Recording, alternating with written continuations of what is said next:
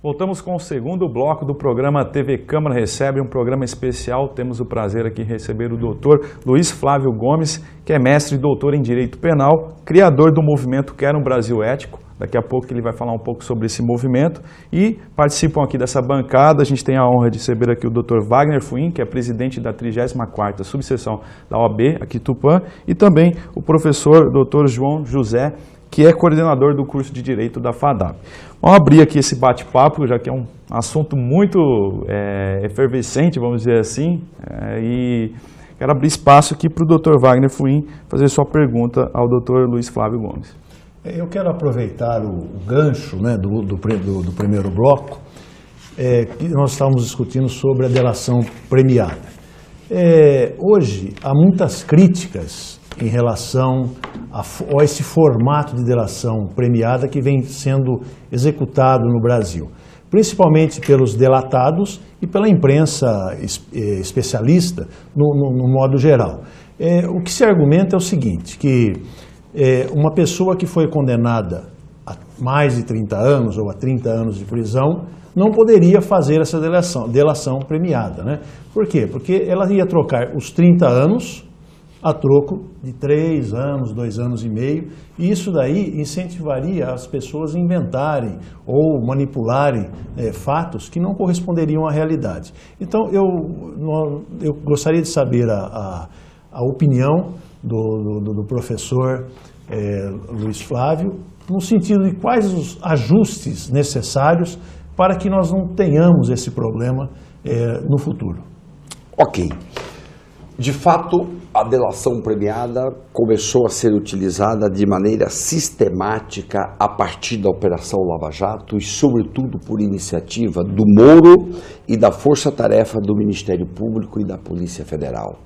A lei que aprovou tudo isso é de 2013, foi uma lei assinada pela Dilma e entrou em vigor em outubro de 2013, regulamentou a delação e aí a aplicação prática começou com o caso de Paulo Roberto Costa, ex-diretor da Petrobras, foi o primeiro a delatar, delatou 32 políticos, 14 empreiteiras e 7 companheiros de Petrobras. Isso, então, aí ganhou vida, aí todo mundo passou a entender o que é delação premiada. Hoje todo mundo sabe, a delação, você confessa o crime, ainda delata e entrega provas. Você tem que favorecer todas as provas. Agora, de fato, como toda obra humana, é uma obra que também tem seus defeitos. E como defeitos, é ótimo que a gente fale deles para poder aprimorar. Ninguém aqui é contra a delação premiada, não estamos falando contra a Lava Jato, eu sou a favor da Lava Jato aqui no meu livro, desde a capa, você pode ver aqui na capa, ó, em favor da Lava Jato, porém, dentro da lei, tem que seguir ali. A delação é igual. A Alemanha, a Corte Constitucional Alemã acaba de decidir que a delação lá na Alemanha é válida. Também a discussão era imensa. A Corte Constitucional Alemã é a mais reputada Corte Constitucional do mundo, mais do que a americana. E o Tribunal Europeu de Direitos Humanos igual decidiu. Delação vale. Por que vale a delação? Porque não basta delatar. Delatar não é prova. Você tem que trazer provas. E na hora de colher provas, o advogado participa do processo. Por isso que ela vale. Está com problemas. Por exemplo, réu preso. Se o réu está preso, hoje pela lei, pode o MP ou a polícia ir lá e começar a dizer, vamos fazer delação, vamos fazer delação. Isto tinha que ser mudado. Eu acho que réu preso jamais poderia ter oferta de delação, só faz delação se ele pedir. Se ele não pedir, ninguém pode falar esse assunto com ele. Então, essa é uma mudança. Outro tipo de mudança, as lacunas da lei. O sujeito descumpre uma delação, descumpriu. É o caso do Léo Pinheiro. Descumprida a delação, o que fez o Moro? Tacou-lhe uma preventiva, decretou a preventiva. O Supremo decidiu agora, faz 15 dias, que o descumprimento de uma delação não gera automaticamente prisão preventiva, porque isso não está na lei. Você, para prender preventivamente, você tem que dar os motivos que estão na lei que pode prender preventivamente. E esse motivo não está na lei. Então o Supremo revogou a essa decretação do Moro, porque ele quis transformar um descumprimento em preventiva. Essas coisas todas têm que estar bem regulamentadas. A extensão das delações, os vazamentos. Vazamento de delação, isto tem sido uma vergonha no Brasil, porque é tudo seletiva. Você pega lá, você vaza o que te interessa. Se é do partido contrário, você vaza. Se é do teu partido, você não vaza. Então, isto é uma vergonha. E até hoje não foi apurado nenhum vazamento no Brasil. Até hoje. De todos os vazamentos. Então, várias coisas temos que aprimorar. Ótimo que assim seja. As críticas, aliás, são muito boas justamente com esta intenção de coisas construtivas para melhorar os institutos e assim, consequentemente, melhorar o funcionamento da justiça, enquadrar os poderosos, ninguém está acima da lei, ninguém é soberano dentro de uma república como a nossa, todo mundo tem que entender que a lei vale para todos, o império da lei tem que pegar todos e vai por aí fora. No meu livro, a propósito, Dr. Wagner Fuin, eu trago aqui no capítulo 2º, exatamente um título assim, ó, Cabos Soltos, os problemas da Lava Jato. Então eu cuido dos problemas, faço aqui algumas críticas, recordo o papel da OAB de fiscal de tudo isso, porque senão a justiça vai descarrilhar. Então está tudo aqui no capítulo 2 do nosso livro novo, você pode ver lá, você vai estar bem por dentro, está no livro sobre esse assunto. Doutor João? Doutor, o senhor está liderando um movimento de suma importância para o Brasil, principalmente nos momentos atuais. Esse movimento pela ética política, principalmente. Gostaria que o senhor explicasse um pouquinho melhor sobre esse movimento e a pergunta, há esperança ainda? Isso, ok, JJ, é o seguinte, sim, o movimento nós criamos no ano passado, Quero um Brasil Ético, é um movimento que tem 20 teses e sustenta 20 temas, por exemplo, fim do foro privilegiado, fim das carreiras políticas profissionais, os caras ficam eleitos 20, 30, 50 anos no parlamento, nós não queremos mais isso. Então há uma série de itens que nós aprovamos, junto até num debate popular, e nós lutamos por isso tudo. E, claro, ético, porque o que está faltando é a base de tudo. Você com valores éticos, você tem outro tipo de comportamento. E nós temos que, de fato, mudar comportamento. E, sobretudo, de agente público. Agente público tem uma responsabilidade imensa, não está gerindo o dinheiro dele, está gerindo o dinheiro de todos. Se ele entra lá para roubar, tira aquele dinheiro que poderia estar indo para saúde, educação, justiça, segurança. Então é isto que nós defendemos, limpeza ética, ficha limpa, só esse tipo de gente que pode estar governando. E mais ainda, ser competente. Porque às vezes é ficha limpa, mas é incompetente, também não serve. Ou então, aí que nós temos que aprovar agora, outro instituto importante, que nós sustentamos nosso instituto aqui, nosso movimento, é a possibilidade de o povo tirar o governante. Não a Câmara e o Senado por impeachment, não o Supremo por um afastamento, uma canetada, não, o povo. Isso se chama recall, existe na Venezuela, no Equador, existe isso na Bolívia, existe nos Estados Unidos, quase todos os Estados Unidos. Ou seja, o povo, quando está descontente com o governante, poderia juntar X% de assinaturas, coloca em pauta, a justiça marca um dia, no domingo nós vamos lá e votamos. Se é para tirar ou não é para tirar. E o povo que tira o governante. Então, esse é outro instituto, é uma ideia que nós temos que colocar para debate aqui no nosso país. Então, o movimento é isso. Nós queremos, então, o quê? Eliminar, faxinar todos esses corruptos perversos que estão nos roubando 600 milhões por dia. Por dia! Isso dá 196 bilhões por ano. Então, é isso que o livro sustenta. Eliminar, então nós falamos aqui, implosão do sistema político eleitoral e reconstrução do Brasil. Então o Brasil é possível, tem esperança? JJ, eu tenho esperança. Sou esperançoso, por quê? Vamos lá, a nossa lógica, implode o sistema, elimina os velhos caciques políticos podres, corrompidos, elimina, tem que surgir novos nomes, novas lideranças, naturalmente. Alguém vai surgir para governar esse Brasil. E com novas lideranças, rapidamente você coloca o Brasil no eixo, que é a 10ª economia do mundo. Se a gente comparar o Brasil com o Paraguai, adoro o Paraguai, tenho meus amigos paraguaios. Não vou falar mal do Paraguai de jeito nenhum, só quero comparar. O Paraguai tem 5% do nosso PIB. Por mais que eles façam de ajustes, de modelos de ética e tudo tal, nunca vai ser um Brasil. Porque o Brasil, 10ª economia, pode ser, de fato, um paizão de relevo internacional no mundo globalizado. Um país pequeno não conseguiria. Né? Mas, em síntese, tem esperança sim, Brasil vai se ajustar, e a chance agora e a responsabilidade é nossa. Isso que é importante. Essa talvez seja a maior tese e virtude do meu livro, é a responsabilidade nossa. A Lava Jato está fazendo uma parte e já está prendendo pessoas. Porém, nós é que temos a responsabilidade final, porque ela não vai pegar todo mundo. Como não vai pegar todo mundo, nós, na eleição, é que vamos fascinar as pessoas que nós não queremos mais como nossos governantes. Doutor, aproveitando o gancho aqui, o senhor é contra a indicação política para o STF? Totalmente contra a indicação política para o STF. STF é um órgão mais importante órgão da nação, porque ele revê atos do Executivo e revê atos do Legislativo. Então, este tribunal tem que ser de uma autonomia absoluta. Eu passei um mês, agora há pouco tempo, na Espanha, discutindo isso lá na Universidade Complutense, por onde eu me doutorei. A conclusão que nós chegamos lá foi a seguinte: o melhor sistema seria, do mundo jurídico, abrir uma vaga. Todo mundo que queira se inscreva. Se você preenche os requisitos, se inscreva. Todo mundo se inscreve. Apresenta seus títulos, seus livros, suas teses. Vai lá, se inscreve.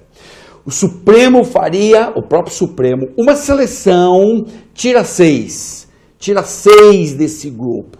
Tem que passar pelo crivo popular do Congresso, porque você tem que legitimar esse cara do ponto de vista do Congresso, da política. Bota o nome dele lá, vamos discutir os 6 nomes. Discute, vê tudo. Fala tudo, o povo fala na internet, o Congresso também discute, faz arguições sérias, etc. No final, quantos sobraram? Sobraram 5. Um foi eliminado porque tinha problemas com a justiça, de corrupção. 5 sobraram. Se todos estão aptos para serem ministros do Supremo, que já passou pelo crivo das escolhas, sorteia, é o próximo ministro. E acabou. Elimina o executivo de indicação de ministro do Supremo, porque o ministro que entra lá indicado, o caso do Alexandre de Moraes, o último, ele entra, como eu escrevi, como eu falei nos meus vídeos, entra com uma tarja assim, ó, suspeitíssimo.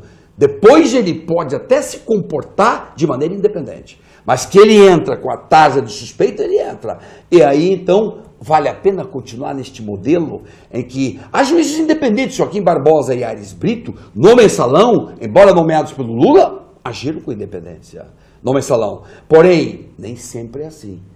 Você tem hoje um comportamento de Gilmar Mendes, por exemplo, hoje continua totalmente atrelado ao PSDB. Então ele mistura política com justiça. E juiz que mistura política com justiça, cá para nós, não é juiz, ele é político. Alguém dos convidados fazer mais alguma pergunta? Doutora, outra questão que a gente tem falado, que a mídia tem batido em cima, é a questão, acho que até está sendo analisado, o fim do foro privilegiado. Isso, o senhor acha que muda muito o cenário, que o fim do foro privilegiado vai evitar, assim, diminuir a corrupção, pode contribuir para isso? Pode contribuir, porque com o fim do foro privilegiado, e já foi aprovado em primeiro turno no Senado, dia 26 de abril, é uma luta nossa, uma luta do nosso movimento forte, acaba com o foro, acabou para todo mundo, salvo o presidente do Supremo, da Câmara, do Senado e do Supremo, só que ficou com o foro, o resto acaba com tudo. Por quê? Isso pode... Tira do Supremo esta carga. O Supremo não foi feito para ficar instruindo processos como se fosse juiz de comarca. Acabou, tira essa carga, distribui para todo o local da consumação do crime. Onde é que o crime se consumou? Em Tupã, então o juiz de Tupã vai julgar aqui, acabou Marília, Bauru, acabou. Distribui, porque é muito mais gente trabalhando em torno desses processos de quem tem foro privilegiado. Então, deputados, senadores, ministros, responde igual outro cidadão comum da vida. Somos iguais e acabou, não há nenhum risco por país, um ministro responder a um processo aqui em Tupã. E daí? Responde para o processo Tupã, depois do juiz de primeiro grau, tem o juiz de segundo grau. Ah, mas o juiz de primeiro grau pode perseguir. Se o juiz perseguir, você tem segunda instância para cortar o abuso. Você tem hoje 1000 medidas para cortar abusos. Então é melhor que todo mundo responda como todo mundo. E então, foro é uma das nossas ideias. Está para passar na segunda votação no Senado. Era para ter ontem estava na pauta, iria ser votado em segunda votação. Não foi por causa de todo o acontecimento do Temer, etc. Mas vai passar, aí nós vamos para a Câmara e nós vamos trabalhar na Câmara, nosso movimento, trabalhar na Câmara para acabar com o foro privilegiado. Somos cidadãos iguais, temos que responder igualmente por tudo isso. Né? Então, aliás, o Senado surpreendeu, né? Votando por 75-0 pelo fim. São coisas, isso que a gente diz, o brasileiro, ele é muito talentoso, nós somos muito talentosos. A gente faz coisas incríveis, que não acreditava, quem que acreditava que o Senado fosse aprovar 75-0? E aprovou. Agora resta a Câmara, vamos ver. Doutor, o senhor imaginou que o Brasil passaria por um momento como esse, como o senhor mesmo citou no início do programa, grandes empresários, grandes políticos sendo presos, investigados? O senhor chegou a vislumbrar isso? A gente até falou antes de começar o programa sobre Paulo Francis, que lá atrás fez um comentário no Manhattan Connection sobre possíveis sobre corrupção na Petrobras, e aí ele foi até processado, ele cometeu o erro de falar isso em público sem ter provas. E o senhor imaginou um dia a gente chegar num patamar que estamos hoje? Olha, até 2014, nós não acreditávamos que o judiciário brasileiro fosse dar conta de tudo isso, que fosse prender pessoas poderosas. Havia uma descrença imensa na justiça, muito grande. Aliás, continua a descrença na justiça. Porém, 2014 que surgiu de novo foi a Lava Jato. A partir da Lava Jato, você começa a perceber que a roubalheira foi tanta que é fácil você ir pegando todos. Como dizia o ministro Teori, neste caso, cada pena que você puxa sai uma galinha. É verdade. Porque cada pontinho que você puxa sai mais, sai mais, sai mais. Então, desde 2014 para cá, nós passamos a acreditar que o judiciário possa cumprir um bom papel de punir políticos e empresários inescrupulosos e, além disso, recuperar dinheiro para o Brasil. Que esse é um aspecto novo da Lava Jato, que a gente o povo talvez não saiba muito. Eu aqui procurei dar ênfase a isso. Nesse sentido, 10 bilhões já foram recuperados. 10 bilhões, gente. Na história do Brasil, de todo o funcionamento da justiça, de todas as épocas, não dá 10% disso, de recuperação de dinheiro. Logo, é uma operação que faz a diferença, está fazendo a diferença, né, recuperando dinheiro para o poder público. Só a Petrobras já reembolsou 600 milhões, só a Petrobras foi para ela. O restante foi para o Tesouro. Paulo Francis tinha razão. Paulo Francis tinha razão de apontar a corrupção lá atrás. Aliás, Delcídio veio confirmar. Na delação do Delcídio, ele disse, quando eu era diretor da Petrobras, no tempo do FHC, nós já tínhamos esquema de corrupção. Eu e o Cerveró já tínhamos corrupção dentro da Petrobras. Então, sim, já tinha corrupção dentro da Petrobras. O Delcídio confirmou, Paulo Francis falava, e isso agora tem um livro que chama Petrobras, um livro recente que traz todas as provas documentadas da corrupção que vem de longe, Doutor, até onde a Lava Jato deve ir? A Lava Jato deve ir até o fim do mundo. Já enquanto houver corrupção, nós temos que estar apoiando a Lava Jato. 85% hoje dos brasileiros apoiam. Por quê? É ela que está cumprindo esse papel de saneamento, de limpeza, de faxina. Ela que tem que faxinar, limpando.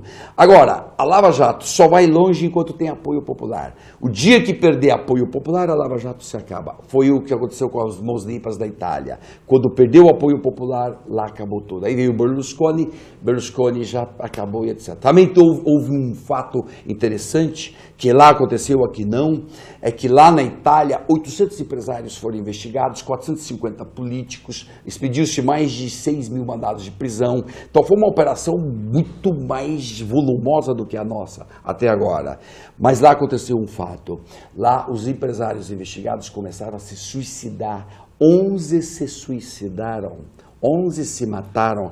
A cada empresário que se suicidava, a mídia explorava tudo aquilo, e o italiano então foi, para com isso, não vai ser matado, todo mundo vai morrer e tudo, etc. Então, eu fico só imaginando se uma moda dessa pegasse no Brasil, né? Eu fico imaginando. Aí seria uma faxina bem, né? Mas não vi ainda nenhum empresário brasileiro copiar este modelo, né? Ainda não vi ele corajoso, precisa ter muita coragem, né? Tá certo.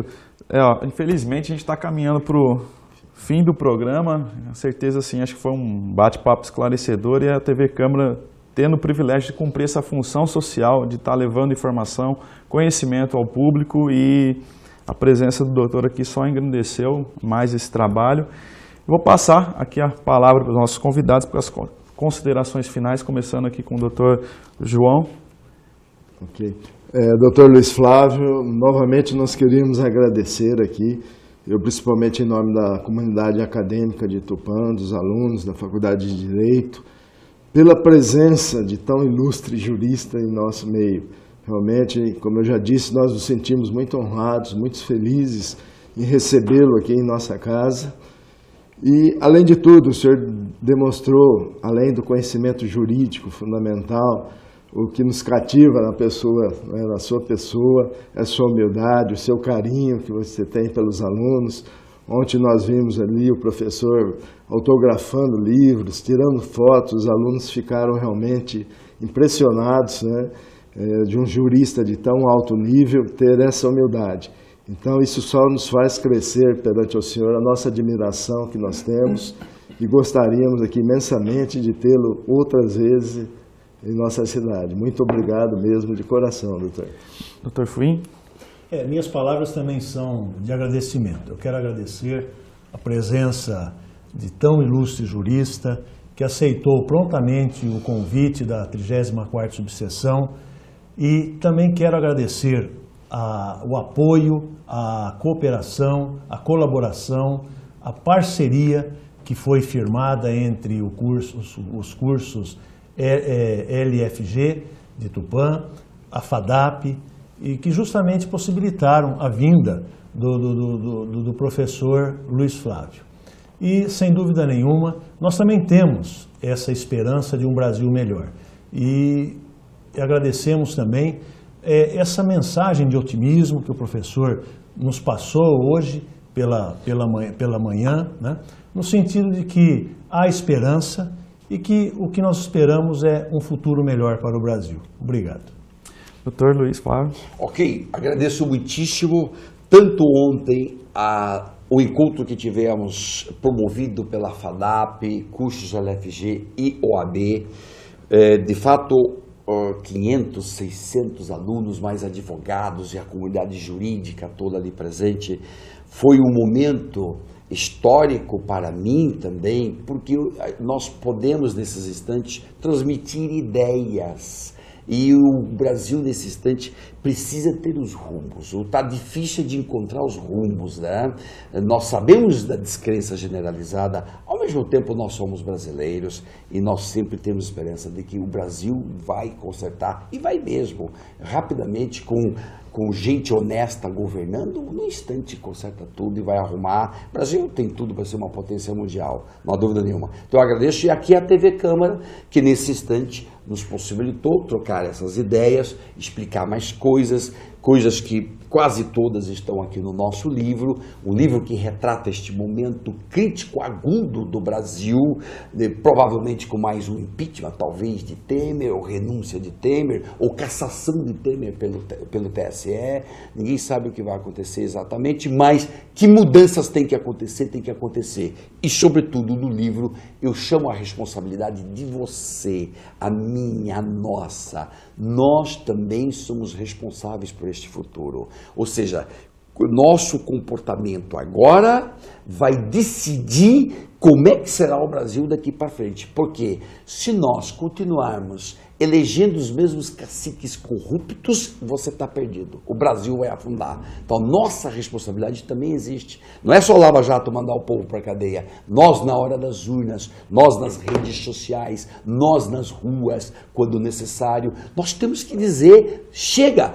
Não toleramos mais esse tipo de governabilidade. Queremos outro tipo de governabilidade. Esse é o posicionamento de cidadania. E essa cidadania está aqui retratada, né, neste nosso livro, O Jogo Sujo da Corrupção. Agradeço muitíssimo, estamos juntos. E quem quiser nos seguir pela internet, eu estou lá com o meu Face, Luiz Flávio Gomes Oficial, Luiz Flávio Gomes Oficial. Aí todos os dias eu tenho meus vídeos, eu publico vídeos, eu comento esses assuntos todos diariamente. Você pode estar conosco, fica bem atualizado, todo dia está atualizado. E aí vamos juntos, vamos seguindo, lutando. E agora, claro, Temer, impeachment, são os próximos temas desses próximos dias. Tá certo. Muito obrigado, foi realmente um prazer, uma aula aqui, ter a presença do senhor e com certeza o público da TV Câmara ganhou muito com conhecimento, informação, os esclarecimentos que foram pontuados aqui. A gente também agradece ao professor Dr. João e também ao Dr. Wagner Fuim, que participaram e abrilhantaram ainda mais